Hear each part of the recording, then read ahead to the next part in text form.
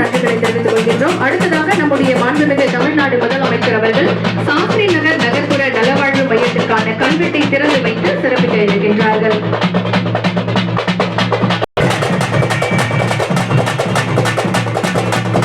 கல்வெட்டை திறந்து வைத்து சிறப்பிக்க மாண்புமிகு தமிழ்நாடு முதலமைச்சர் அவர்களுக்கு மனமார்ந்த நன்றிகளை தெரிவித்துக் கொள்கின்றோம்.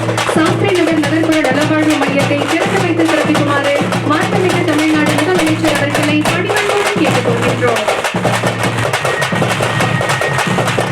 நகர்ப்புற நலவாழ்வு மையத்தை பார்வையிட்டுக் கொண்டிருக்கிறார்கள். புதிதாக அமைக்கப்பட்டுள்ள 208 நகர்ப்புற நலவாழ்வு மையங்களின் மூலம் தரமான 12 அத்தியாவசிய பொதுமக்கள் பயன்பாட்டிற்கு மாண்புமிகு தமிழ்நாடு முதலமைச்சர் அவர்கள் திறந்து வைத்து சிறப்பித்திருக்கிறார்கள். இன்றைக்கு சென்னை உட்பட 25 மாவட்டங்களில் 52 கோடி ரூபாய் மதிப்பீட்டில் நம்முடைய திருப்பூர் மாவட்டத்தில் நம்முடைய மாண்புமிகு முதலமைச்சர் அவர்கள் ஏற்கனவே அதற்கான உத்தரவை வழங்கி இன்றைக்கு அதையெல்லாம் செயல்படுத்தி மக்கள் பயன்பாட்டுக்கு ஒப்படைக்கின்ற வகையில் குறிப்பாக மக்கள் நல்வாழ்வுத்துறை மூலமாக 2 ஆரம்ப காட்சி மூலமாக திறந்து வைத்து சிறப்பித்திருக்கிறார்கள். அதற்காக நம்முடைய மாவட்ட மக்கள் அனைவரின் சார்பிலும் உங்களின் சார்பிலும் என்னுடைய நெஞ்சம் நிறைந்த நன்றியை இன்னைக்கு அவருக்கு தெரிவித்துக் கொள்ள நாம் கடமைப்பட்டிருக்கின்றோம்.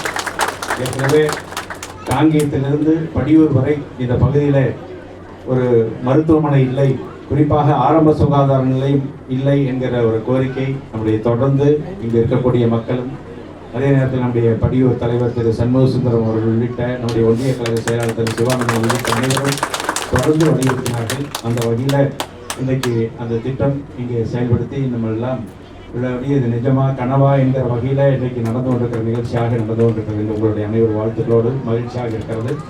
இதோடு சேர்ந்து நம்முடைய மாநகராட்சி பகுதியில் ஒரு ஆரம்ப சுகாதார நிலையம் என்கிற வகையிலும், அதற்கு பிறகு ஒரு துணை சுகாதார நிலையம் 10 துணை சுகாதார நிலையம் மாநகராட்சி பகுதிக்குள் இன்றைக்கு துவங்கப்பட்டிருக்கு. அதுபோக நம்முடைய திருமுருகம்பூண்டியில் ஒரு துணை சுகாதார நிலையமும், அதே போல் பல்லடம் நாரணாபுரம் பகுதியில் பல்லடம் நகராட்சி நாரணாபுரம் பகுதியில் ஒரு துணை சுகாதார நிலையம் என்கிற வகையிலும் ஏறத்தாழ 12 துணை சுகாதார வளமும் 2 ஆரம்ப சுகாதார நிலையங்களும் இன்றைக்கு திறந்து வைக்கப்பட்டிருக்கிறது. மாண்புமிகு முதலமைச்சருடைய திருக்கரத்தால் அதற்காக மீண்டும் மீண்டும் அவருக்கு நான் நன்றியை தெரிவித்துக் கொள்ள கடமைப்பட்டிருக்கிறேன்.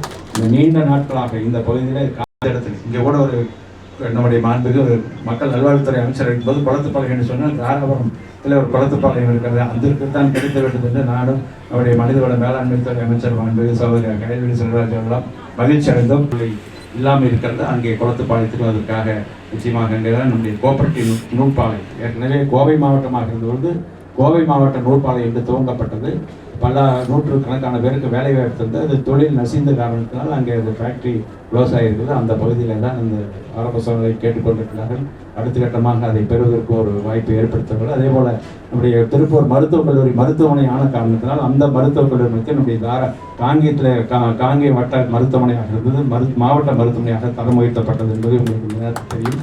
அதுபோக நேரடியாக நம்முடைய மாண்புமிகு முதலமைச்சர்கள் தமிழ்நாடு முழுவதும் வருமன் காப்பு என்கிற திட்டத்தை முத்தமிழ் கலைஞர் அவர்கள் கொண்டு வந்தார். அந்த திட்டம் இடையில நசிந்து விட்டது. கண்டு காணாமல் அவர் அரசு இருந்த காலத்தில் அதை செயல்படுத்த முடியாமல் இருந்து இப்பொழுது கலைஞர் வருமன் காப்பு திட்டம் என்று இந்த அரசு பொறுப்பேற்றவுடன் நம்முடைய மாண்புமிகு முதலமைச்சர் அவர்கள் அதை செயல்படுத்தி வருகின்றார்கள்.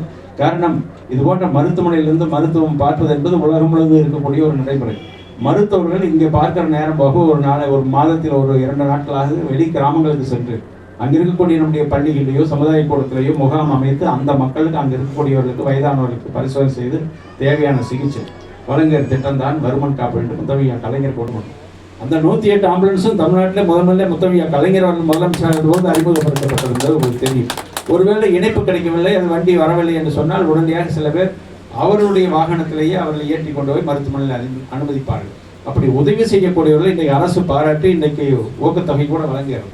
அது ஒரு புறம் இருந்தாலும் அந்த 48 நம்மை காப்போம் 48 சொன்னால் அந்த அடிபட்டவர்களுடைய உயிரை 48 மணி நேரத்திற்கு பாதுகாக்கக்கூடிய வகையில் சிகிச்சை அவர்கள் முதலுதவி சிகிச்சை என்பார்கள். அதுபோல் அந்த சிகிச்சை ஏன்னு சொன்னால் அடிபடுகிற இடத்துல குடும்பத்தார் இருக்க மாட்டாங்க, உற்றார் உறவினர் இருக்க மாட்டாங்க, நண்பர்கள் இருக்க மாட்டாங்க.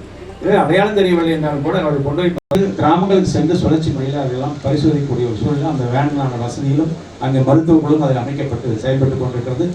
மக்கள் முதல்வர் மருந்தகம் என்கிற